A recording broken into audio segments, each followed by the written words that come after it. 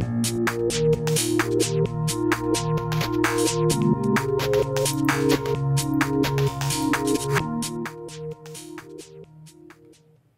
to Lesson 1 in Photoshop Basics for Keller High School Graphic Design. I'm Mr. Trauber, and I will be your guide through these lessons. In this lesson, we're going to talk about the Photoshop interface and some of the things that you need to know to be successful on your first time using the program. Even if you're a veteran, it's good to review some of the material that we'll be covering in these videos. So let's begin. First thing when you open up Photoshop is you'll notice that you have many different options available to you. You have toolbars on the left side, right side, above, and you even have these options that are docked over here to the right. Let's take it one step at a time and go through each one very briefly. On the left-hand side, you'll notice that you have all of the tools that you will be doing your work with the program. Everything from the Move tool at the very top, to the Smudge tool, to the Pen tool, all the way down to your color selectors for foreground and background at the bottom. It's important to know that every tool on this toolbar has a keyboard shortcut. For example, if I click on or hover over the Quick Selection tool, you'll notice that you see the letter W in parentheses.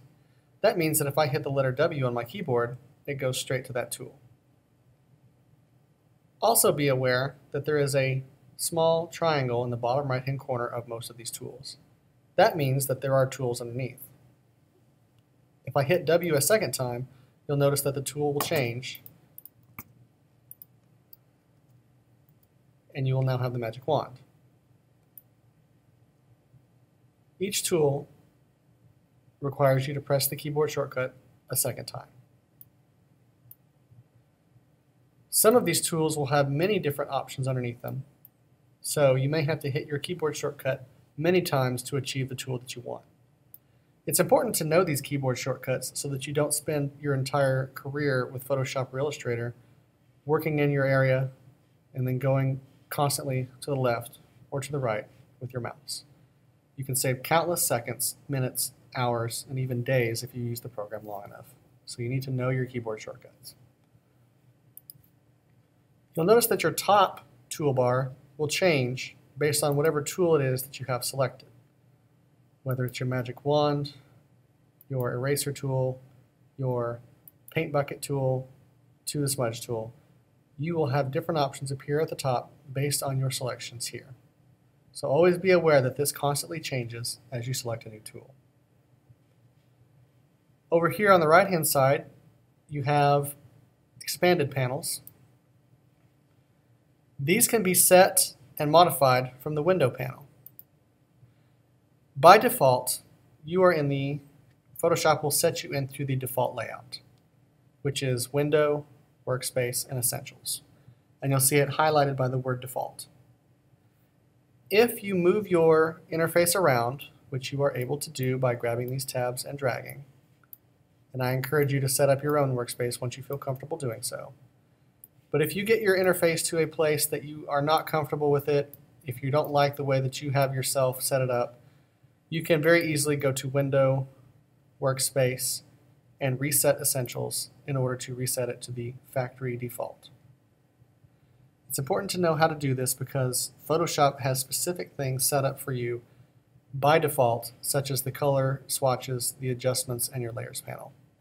These are the things that Adobe feels are most important to be used with the default setting. So if you are going to make wholesale changes to your interface, please make sure you know where things are and you know how to reset it. When you feel comfortable adjusting your interface and you feel like that you like it better than the default, so let's say that I really like this adjustments panel here, and you want to save this, all you need to do is go to Window, Workspace, New Workspace. That will prompt you to name it. You can give it a name.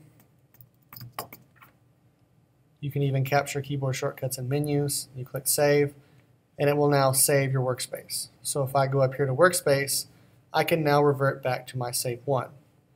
So if I mess with this workspace even more, and I really don't like that look, I can just go back to my workspace, click Save One, reset Save One, and it takes me back to the last point I saved. You can also go back always to the essentials and then reset the essentials to go back to the default. Make sure you have your workspace selected before you click reset, and then it will allow you to do that. In the next lesson, we're going to talk about the Veggie Man and how to do basic things with your Layers panel, your Move tool, and different selection options. It'll be our first attempt at doing a Photoshop project. So we'll see you then.